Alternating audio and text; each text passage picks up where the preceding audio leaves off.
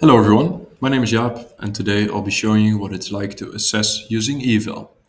So first, I can import student submissions. I can import them directly from my learning management system, such as Canvas, or I can upload them from my computer, which is what I'll be doing today. And as you can see, I can upload an entire classroom of, for example, research reports, and afterwards I'll select a rubric which I can again import from the learning management system. I can create a new rubric, or in this case, I can upload any type of rubric. So as you can see, I'll upload the Word document of my research rubric.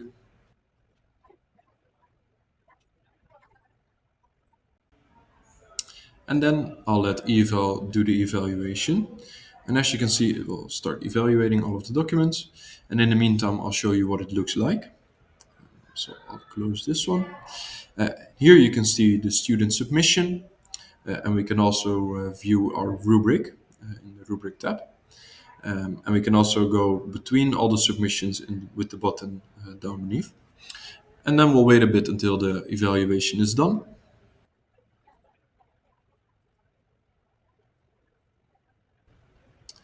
And as you can see, Eval tells why it chose certain levels for certain criterion of the rubric. And as we can see here, for example, for the introduction, the chosen level is expert, and it will explain why it chose this level. And it will do this with document citations.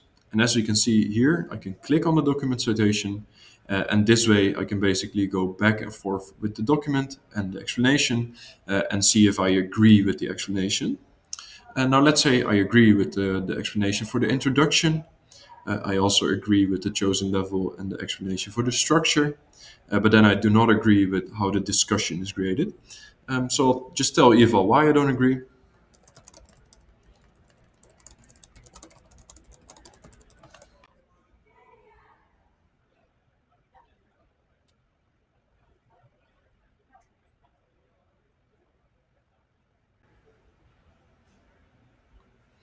And as we can see here, Eval added a new assessment instruction for the discussion.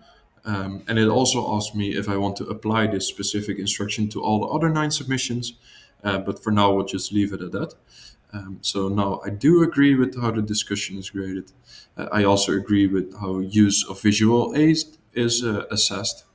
And then, as we can see, the entire document is reviewed. Now, let's say I just have a general question about the submission. That's also possible.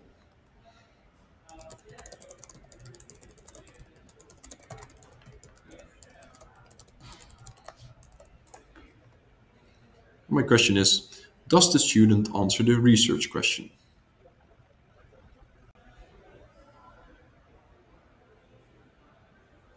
And as we can see here, Eva answers my question and again uses document citations.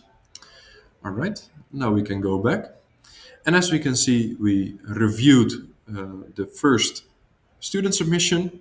The others are still ready to be reviewed. But let's say I just want to export this specific report. I can export reviewed submissions, and then I can export it back to my learning management system, or I can download this.